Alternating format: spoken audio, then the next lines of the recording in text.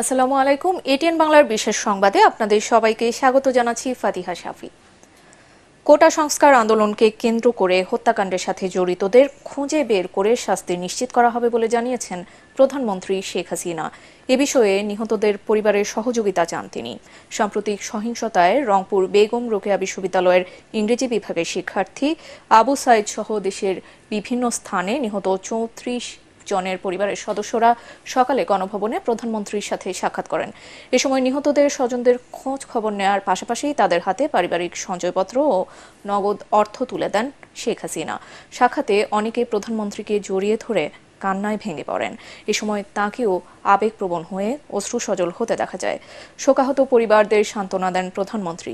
অনুষ্ঠানে speaker doctor Shirin Sharmin Chowdhury ও স্বরাষ্ট্রমন্ত্রী আসাদুজ্জামান খান কামাল উপস্থিত ছিলেন। আমি আপনাদের মতনই একজন বাবা মা ভাই হারানো সেই এতিম, কাজে আপনাদের কষ্ট আমি বুঝি। আমি আছি আপনাদের জন্য, আপনাদের পাশে।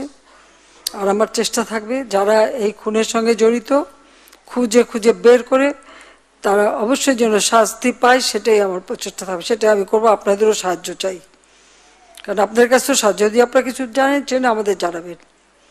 কারণ এইভাবে বারবার বাংলাদেশটাকে নিয়ে খেলা, এটা আর হতে দেওয়া যায় না।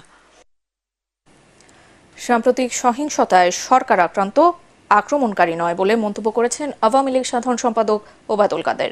তিনি অভিযোগ করেন, কোটা সংস্কার আন্দোলনের ওপর ভর করে বিএনপি জামায়াত নৃশংসভাবে মানুষ খুন ও সেবামূলক প্রতিষ্ঠানে নাশকতা চালিয়েছে।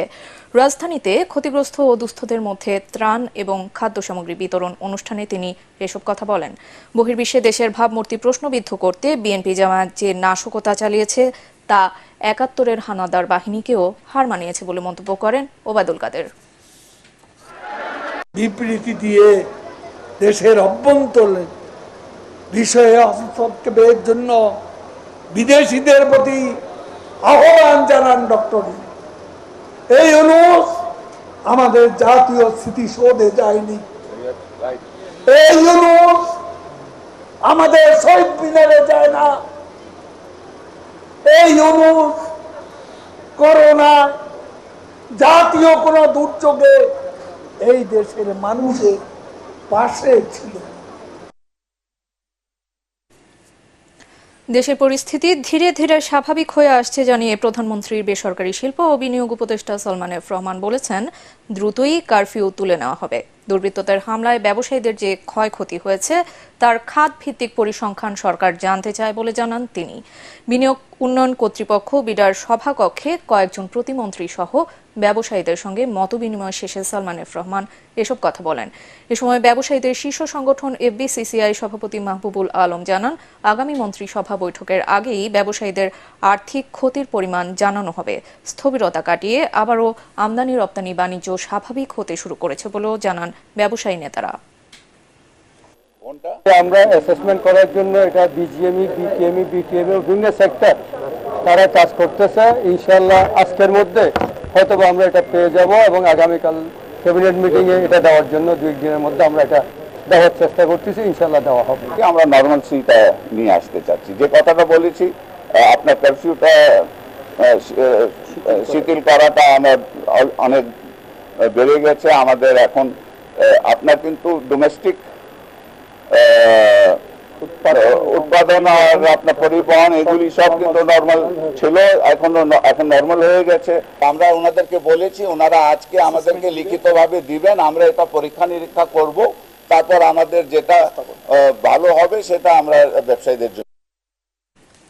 রাজধানীর মিরপুরে মেট্রো রেলে আগুন হামলা ও ভাঙচুরের ঘটনায় সরাসরি জড়িত ছাত্রদলের 4 নেতাকে গ্রেপ্তার করেছে ঢাকা মহানগর গোয়েন্দা পুলিশ ডিবি। মিন্টো রোডে ব্রিফিংয়ে ডিবির অতিরিক্ত কমিশনার হারুনুর রশিদ জানান, কেন্দ্রীয় নেতা সুলতান সালাউদ্দিন টুকুর নির্দেশে তারা এই হামলা করে বলে জিজ্ঞাসাবাদে স্বীকার করেছে। আটককৃতরা আরও কয়েকজন নেতার নাম এবং মোবাইল নম্বর দিয়েছেন গোয়েন্দাদের। তাদের দ্রুতই গ্রেপ্তার করা হবে। শুধু নিরাপত্তার স্বার্থেই কোটা আন্দোলনের 5 সমন্বয়ককে ডিবি কার্যালয়ে রাখা হয়েছে বলেও জানান তিনি।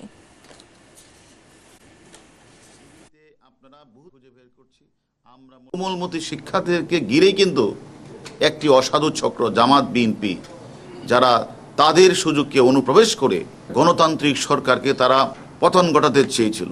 আবার যদি তারা আন্দোলনের কোনো কিছু করতে চায়, নিরাপত্তার স্বার্থেই কিন্তু তাদেরকে আমরা আমাদের ডিবি হেফাজতে নিয়েছি। আমরা তাদেরকে বিভিন্ন বিষয় তো কথাবার্তা হচ্ছে, কারা কারা আপনাদের সাথে যোগাযোগ করেছিল, কারা কারা আপনাদের কাছে আপনাদেরকে বিভিন্নভাবে উস্কানি দিয়েছিল, এটা আমরা জানতে চেয়েছি। তারা কিছু নাম্বারও আমাদের বলেছে, নামও দিয়েছে। পরবর্তী সংবাদ দেখার আমন্ত্রণ জানিয়ে এখনকার মতো শেষ করছি। এটিএন বাংলা সংবাদ ইউটিউবে দেখতে ব্রাউজ করুন youtube/ATN Bangla News। ধন্যবাদ।